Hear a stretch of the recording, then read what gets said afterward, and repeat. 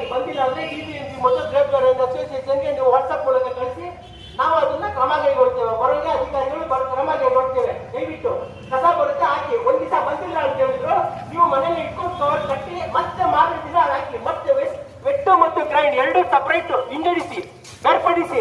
ಅವರು ಕೇಳ್ತಾನೆ ಇರ್ತಾರೆ, ವ್ಯಾನ್ ಅಲ್ಲಿ ಸೌಂಡ್ ಬರ್ತಾ ಇರ್ತೀನಿ, ನೀವು ಕೇಳಿರ್ಬೋದು, ಬನ್ನಿ ಬಂದು ಮಾಡೋದಿಲ್ಲ, ಆಫ್ ಮಾಡೋ ಏನ್ ಹಂಗ್ ತಿರ್ಸಿ ಅಂತಾರೆ. ಅವ್ರು ಅಷ್ಟು ಕ್ಲೀನ್ ಆಗಿ ಹೇಳ್ತಾರಲ್ಲ.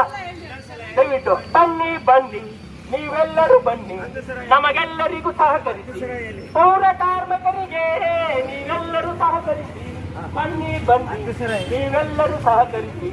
ಯಾರು ಮಾಡ್ಬೋದು BJP ಯಾರಿಗೆ? ನಮಗೋಸ್ಕರ, ನಮ್ಮ ರೆಸಿಡೆಂಟ್ ಚೆನ್ನಾಗಿರ್ಲಿ ಅಂತಾಗೋಸ್ಕರ ಇವರೆಲ್ಲ ಮಾಡ್ತಾ ಇದ್ದಾರೆ. ದಯವಿಟ್ಟು ಮೈಂಡ್ ರೋಡ್ ಅಂತ ಅಂಗಡಿ, ದಯವಿಟ್ಟು ಎಲ್ಲ ಅಂಗಡಿಯವ್ರಿಗೂ ನಾವು ಯಾವ ಅಂಗಡಿ ಅಂತ ನಾವು ಹೇಳಕ್ ಹೋಗೋದಿಲ್ಲ, ಕೈ ತೋರ್ಸಕ್ ಹೋಗೋದಿಲ್ಲ. All hotels please cooperate. Hotels don't throw garbage on the road. Who are putting on the road? With the BJP ready to take any action immediately. 1,000 rupees fine. Please cooperate. People are putting on the road. So how many times you are giving awareness? Then also people not listening. I don't know how. Bengo is spending more than a check for. So 11,000. Bengo is spending more than 11,000. 450 checks already. Please cooperate ಮಾಡಿ. ಎಲ್ಲ ಅಂಗಡಿ ಹೋಟೆಲ್ಗಳು, ಎಲ್ಲ ಹೋಟೆಲ್ಗಳಿಗೂ ದಯವಿಟ್ಟು ಅಕ್ಕಪಕ್ಕ ನೆರೆಯವರಿಗೆ ಮೈಂಡ್ನಲ್ಲಿ ಎಲ್ಲರೂ ಹಾಕ್ತಿದ್ದೀರಾ, ದಯವಿಟ್ಟು ಹಾಕ್ಬೇಡಿ, ಕಸ ಹಾಕ್ಬೇಡಿ, ದಯವಿಟ್ಟು ಕಸ ಹಾಕ್ಬೇಡಿ. ಯಾರಿಗೂ ನಾನು ಕೈ ತೋರಿಸಿ ಮಾತಾಡಿಲ್ಲ. I don't want to show anyone in the hand. Please stop vendor. I have we are so taking for everyone all the hotel.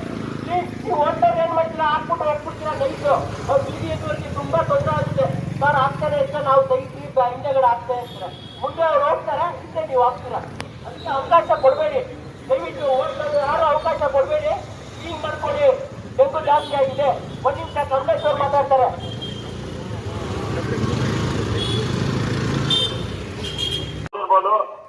ರಾಜ್ಯದಲ್ಲಿ 10,000ಗಿಂತ ಹೆಚ್ಚು ಡೆಂಗು ಕಾಯಿಲೆ ಹೆಚ್ಚಾಗಿದೆ. ಅದರಲ್ಲಿ 400ರಿಂದ 500 ಜನ ಸಾವನ್ನಪ್ಪಿದ್ದಾರೆ. ಇದು ನಮ್ಮ ನಗರದಲ್ಲಿ ಮತ್ತೆ ನಮ್ಮ ಬಡಾವಣೆಯಲ್ಲಿ ಆಗಬಾರ್ದು.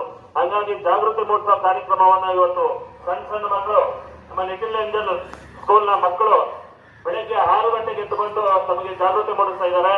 ಮತ್ತೆ ಈ ಮಕ್ಕಳಿಗೆಲ್ಲ ನಾನು ಒಂದು ಹೇಳಕ್ಕೆ ಇಷ್ಟಪಡ್ತೀವಿ, ತಮ್ಮ ಮನೆಗಳಲ್ಲೂ ಸಹ ನಮ್ಮ ತಂದೆ ತಾಯಿ ಹೇಳಬೇಕು, ನಾವು ಸ್ವಚ್ಛವಾಗಿ ನಮ್ಮ ಪರಿಸರವನ್ನ ಕಾಪಾಡ್ಕೋಬೇಕು ಅಂತ ಹೇಳಿ.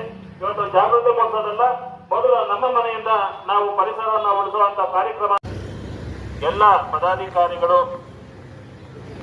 ಕ್ಲೀನ್ ಬೆಂಗಳೂರು ರಾಜೇಶ್ ಅವರು ಒಂದು ಕಾಳಜಿ ವಹಿಸಿ.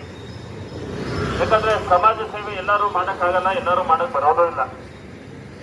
ನಮ್ಮ ಬಡಾವಣೆ ಮತ್ತೆ ನಮ್ಮ ಹಕ್ಕು, ನಮ್ಮ ನಗರ ಸ್ವಚ್ಛವಾಗಿರಬೇಕು, ಪರಿಸರವನ್ನ ಕಾಪಾಡ್ಕೋಬೇಕಂತೇಳಿ ಇನ್ ಗ್ರೇಪ್ ಗಾರ್ಡನ್ ಅಸೋಸಿಯೇಷನ್ ಅವರು ಇವತ್ತು ಕಾಳಜಿ ವಹಿಸಿ ಒಂದು ಜಾಗೃತಿ ಕಾರ್ಯಕ್ರಮವನ್ನ ಹಮ್ಮಿಕೊಂಡಿದ್ದಾರೆ.